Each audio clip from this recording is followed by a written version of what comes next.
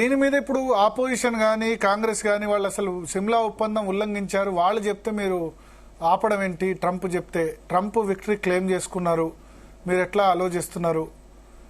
మూడో దేశం తర్వాత వాళ్ళు ఒకటి secretary of state America announce చేశారు, మూడో దేశంలో చర్చలు ఉంటాయని చెప్పి, రెండు దేశాలు కాకుండా.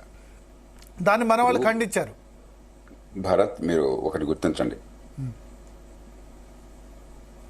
కీలకమైన సమయంలో టెర్రరిజం దాడి జరిగిన తర్వాత కానీ, లేకపోతే 6-7 అర్ధరాత్రి మనం టెర్రరిస్ట్ స్థావరాల మీద దాడి చేసినప్పుడు కానీ భారతదేశ సమాజం మొత్తం, రాజకీయ వ్యవస్థ మొత్తం అద్భుతంగా ఏకగ్రీవంగా స్పందించింది.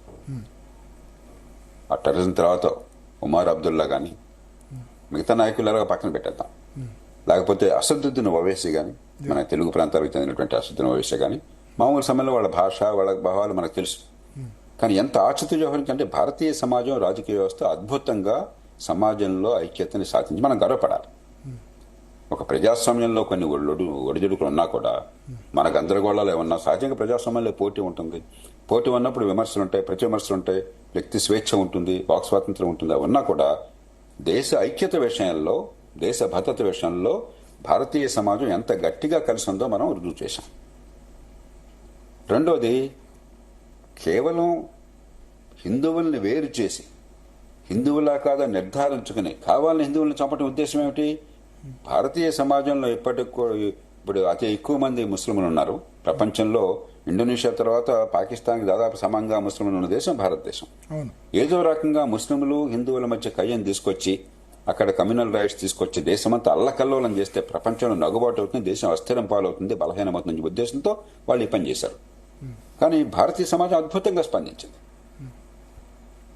అది మనం గుర్తుంచుకోవాలి. అంటే విజయం, అద్భుతమైన విజయం సాధించారు. టెర్రరిస్టులు ఓడిపోయారు. మళ్ళీ ఇంకోసారి దాడికి పాల్పడచ్చు, ఏ ఉన్మాదైనా ఇంకొకరిని చంపొచ్చు. ఇప్పుడు మీరు నేను దారిని పోతుంటే ఎవడో వచ్చి కొట్టడనో లేకపోతే కత్తితో పడడం నమ్మకం లేదు మనకి. అంత మాత్రం చేత వాడు విజయం సాధించినట్టు కాదు. అయితే ఒకసారి సంక్షోభం పక్కెళ్ళిన తర్వాత రాజకీయంగా సహజంగా మరి బీజేపీ మా ప్రభుత్వం సాధించింది గొప్ప అని చెప్పుకుంటారు, కాంగ్రెస్ పార్టీ మేము ఎంతకంటే ఎక్కువ చేసాం, మేము కూడా చేసామని చెప్పి వారు చెప్పుకుంటారు. అది రాజకీయంలో సహజం. దాన్ని మనం పెద్దగా పట్టించుకోకూడదు. దేశ ప్రయోజనాన్ని కాపాడుతున్నంత వరకు రాజకీయ పార్టీల మధ్య పోటీ ఉంటుంది. మీరు నేను చెప్పినా వాళ్ళు ఊరుకోరు.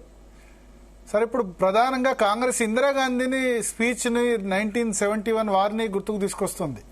రిచర్డ్ నిక్సన్ కలిసిన తర్వాత మీరు చెప్తే మా దేశం విషయాల్లో మీ జోక్యం అవసరం లేదు, మీ సలహాలు అవసరం లేదని ఆమె మాట్లాడిన మాటలు ప్రధానంగా సోషల్ మీడియా వినిపిస్తున్నాయి. Indira Gandhi one and only daring prime minister, మోడీకి అంత డేర్ లేదు అని బాగా ట్రోల్స్ కూడా వస్తున్నాయి. అంటే ఆ రెండు సిచ్యువేషన్స్ కంపేర్ చేయవచ్చా? శ్రీమతి ఇందిరాగాంధీ దేశ ఆర్థిక వ్యవస్థను వినాశనం చేయడంలో కీలక పాత్ర వహించింది ఆవిడ విధానాలు.